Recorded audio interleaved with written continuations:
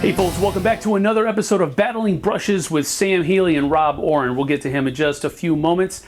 Today we're going to be painting, first of all, I'm going to be painting the Imperial officers and the EWEB blaster technicians. They kind of look like a scout trooper behind a huge gun.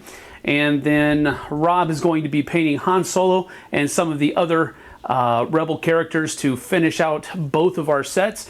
And then next week, the Battle Royale is happening. So you'll want to definitely tune into that. But right now, let's get to painting. First thing we're going to do here is we're going to put down a base coat of Wa Flesh from Citadel Paints. Looks like that right there. And then once you're done with his, don't forget his uniform, don't forget that he does have a hat on up there.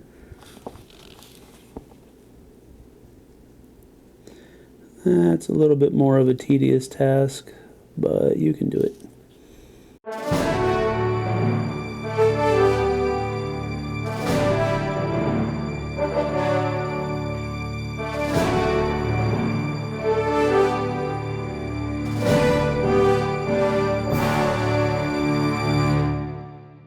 Put a Bealtan green on there, and this is a shade, so it's a wash, what you might know it as. And this is just going to be so that we get a nice, good shadow effect in amongst all of that nice dark green. And you'll see the effects of that as we go through and get that green.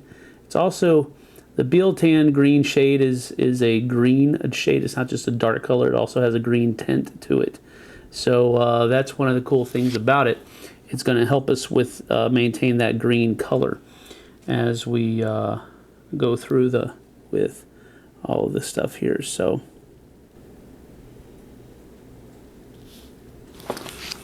okay.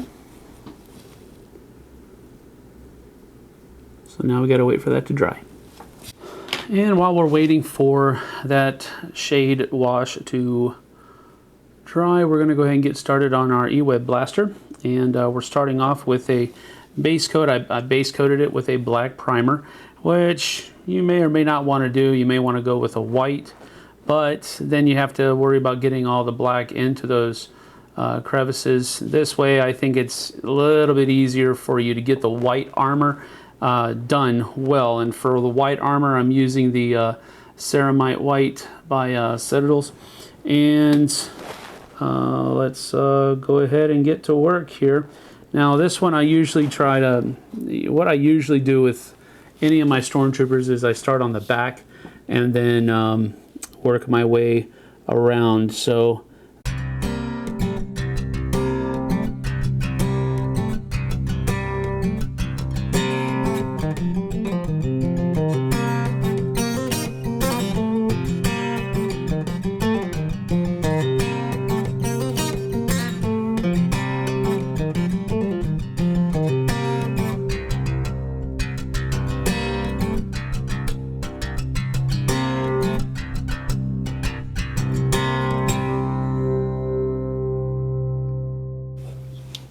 then after we're done with the armor of the Scout, we're going to go ahead and give a real strong base coat of lead belcher on the EWEB gun itself.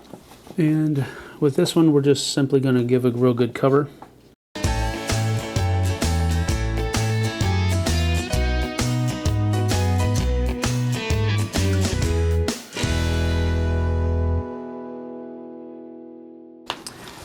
Okay, and now that we are done with all of the base coating that we wanted to do on the model, got a good strong white color on that. Then we also have a good strong lead belcher color on that blaster.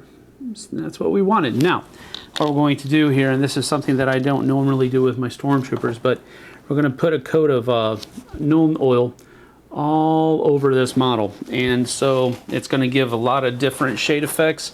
A healthy portion of that, and just work it in to everything. And again, what this is going to do is it's going to provide a really crisp shading effect for a lot of the model that's in here. And so you want to be liberal with it, of course, just like you were with the green. But again, this is something that you don't necessarily need to be very careful about.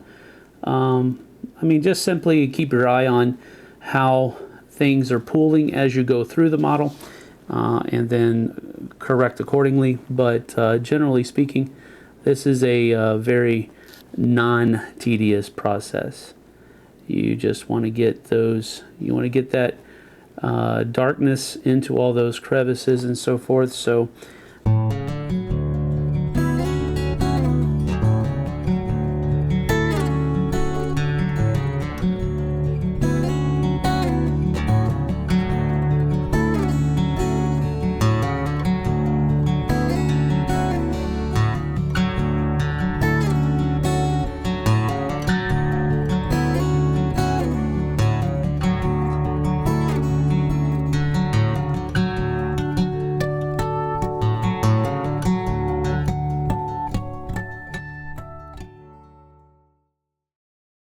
okay, so now that our commander has dried and he has got all that nice little shading detail from the shade, the wash that's in there, now we're going to go back and we're going to hit it with a lighter green called War Boss Green, and it's a lighter shade, and now we're going to dry brush.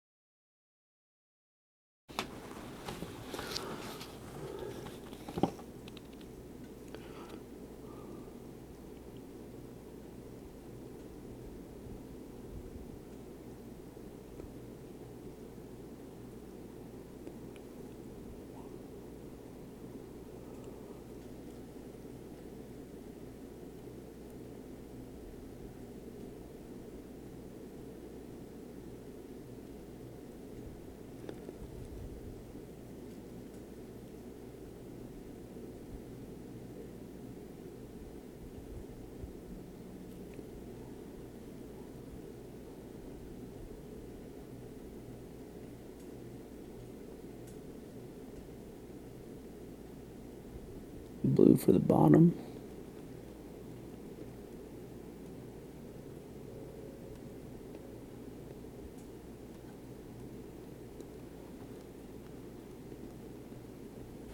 It's okay to allow some of that silver to shine through because you kind of want it to accentuate that a little bit.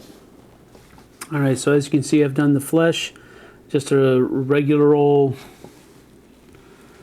Kislev flesh, and now I'm going to hit it with a Reikland flesh shade, and that's all I'm going to do. The reason I'm not going to try to do the eyeballs or anything like that is the dude might come out looking like Sloth from the Goonies if I tried to put eyeballs on him. I am not good at flesh.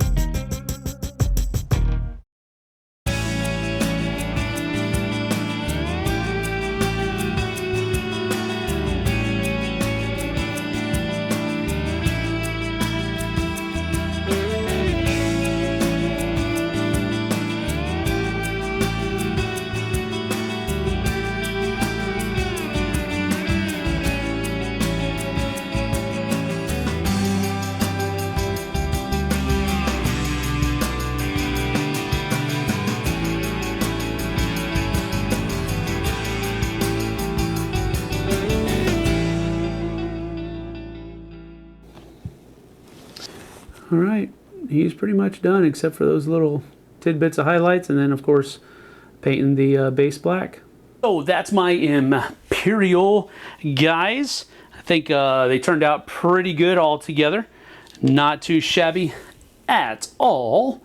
So they're looking to hit the field blasting away at a bunch of rebel scum. So speaking of rebel scum, let's go to Rob. Thanks, Sam. And thanks to everybody that's bid so far on the Jack Vassal Memorial Foundation auction for Imperial Assault. I'm just blown away by how much we've raised so far just painting this up.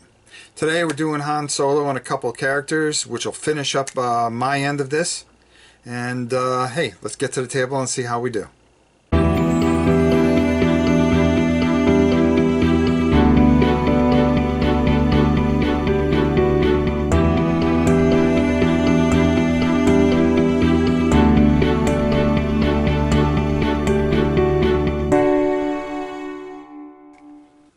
Now, while we're waiting for that navy blue to dry to go over with another coat, what I like to do a lot of times is try to find something I can do in the meantime while it's drying, so I don't waste too much time. This helps me a lot when I'm doing a lot of figures. So what I'm doing is, since his shirt is not a true white, but almost like an egg white, I'm using almost like a shabby bone on it. But a very light. Okay, so we got the second coat on his blue pants, and now we're just going to do all the black areas. I'm using a very small brush for this because I'm just taking my time today. Now again, from the swell of the back, work my way to the edge. See how I slowly I make sure I have good controlled strokes and just work my way over. Do the same thing here. Work our way over to the edge where the sleeve is. I'll finish up this black and then we'll come back and we'll take a look at what we got. Alright, now that we've got all black done, we're going to start doing some of the flesh areas. And you don't have to worry about getting on his hair here, because the most important thing is that we get him all covered up there.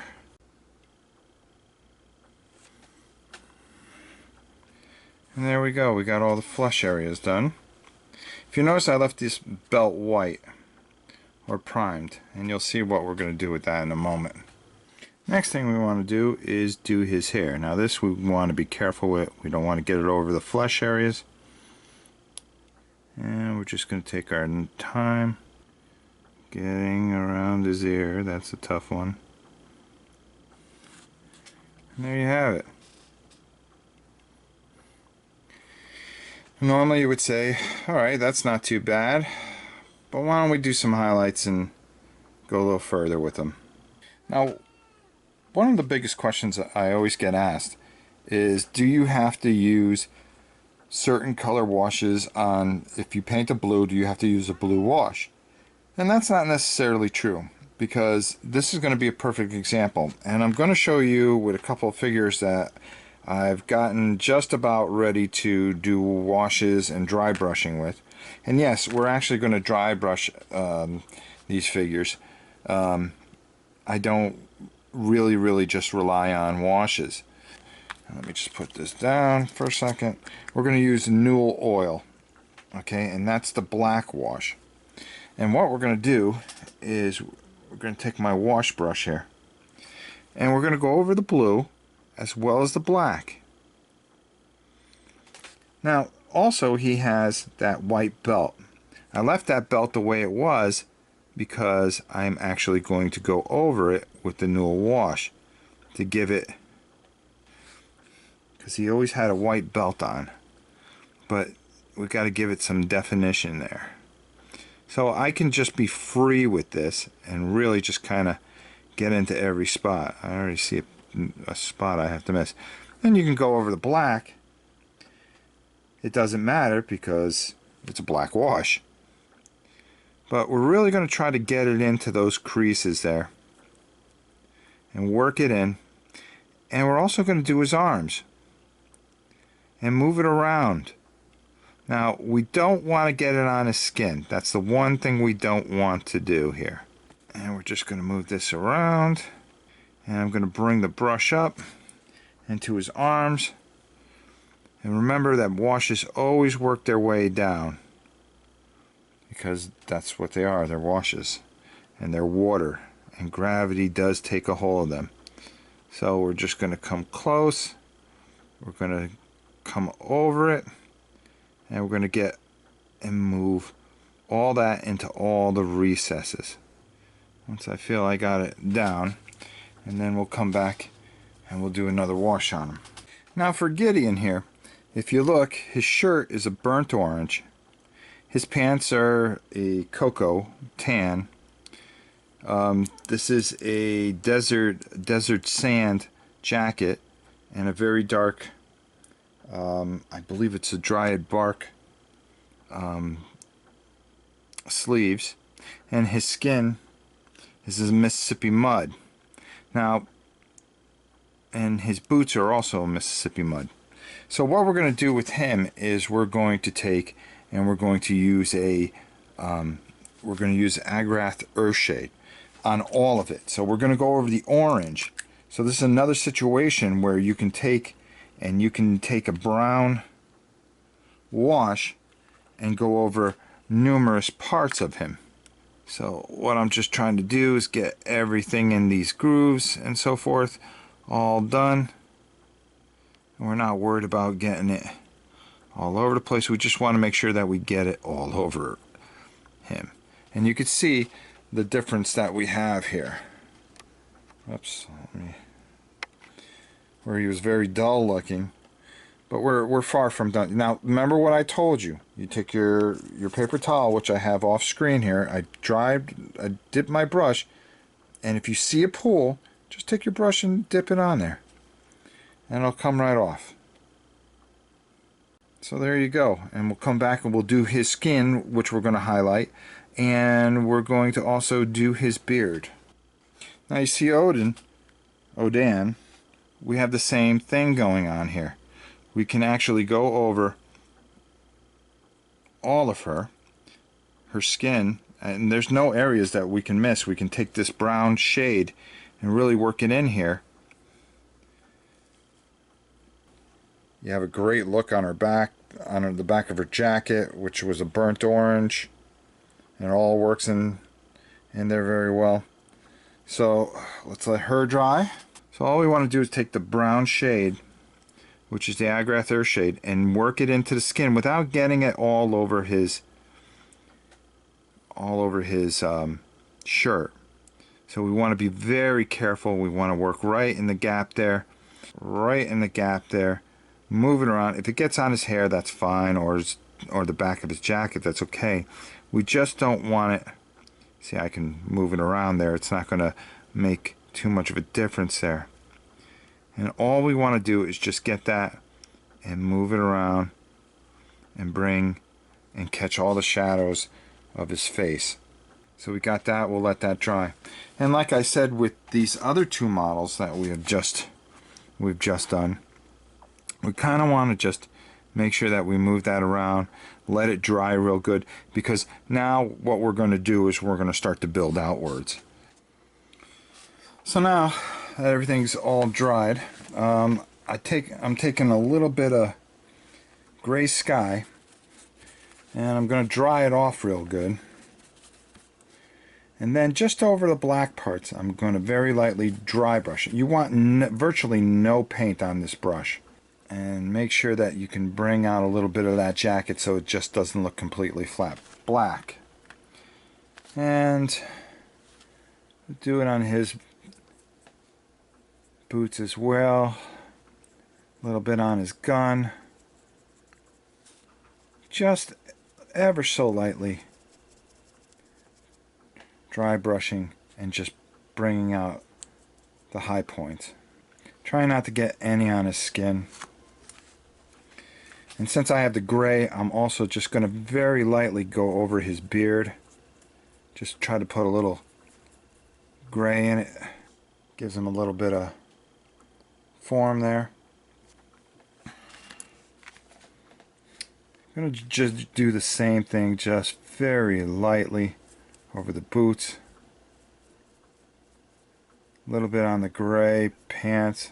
I mean, just a touch of gray on the weapon. a little for her hair, just to give it a little bit more to stand out. And you can see I'm barely getting anything on there because there's just no paint on that brush. And just enough to give it a little bit of a, and try not to get any on the skin. The bases I just painted gray. I'm going to leave those gray. And then afterwards, just go over the high points of the shirt. And there you got it. Han Solo. And you can see I went over the high points of the face with the flesh color over the wash. Just the high points, leaving so you can still see the detail and the wash within the eyes and the mouth, and bringing out all the details. And that, folks, is it. Well, that's it from me here, and thanks everybody for watching and supporting this, and I look forward to seeing you, Sam, and I look forward to the battle. Sam, take us out of here. Thanks everybody for watching. And so that's that. Thank you for joining us for another episode of Battling Brushes, and I really want to extend my heartfelt appreciation to those who are really taken to the 2 entries that we have on the Jack Vazel Memorial Fund, and all of the other entries, man. All of you guys are the best, even if you don't bid on our stuff. It's okay. There's so much other stuff there. It's so cool, and it's great that the community is really coming together for the Jack Vazel Memorial Fund. Like I said, next week we are going to be duking it out, me and Rob, with the miniatures that we've been painting over the last 3 weeks. So join us next week as we have a live playthrough. Might not be live. We might record it and then post it. But either way, you're going to get to watch us duke it out with the miniatures that we've been painting. And then the lucky, well, not the lucky, the generous winner of our entry for the Jack Vazel Memorial Fund will get it sent off to you. So, see you on the flip side, folks. I'm Eric Summerer, and you've been watching The Dice Tower. The Dice Tower is sponsored by Cool Stuff Inc., where you can find great games for great prices. Cool stuff in stock. Check them out at coolstuffinc.com.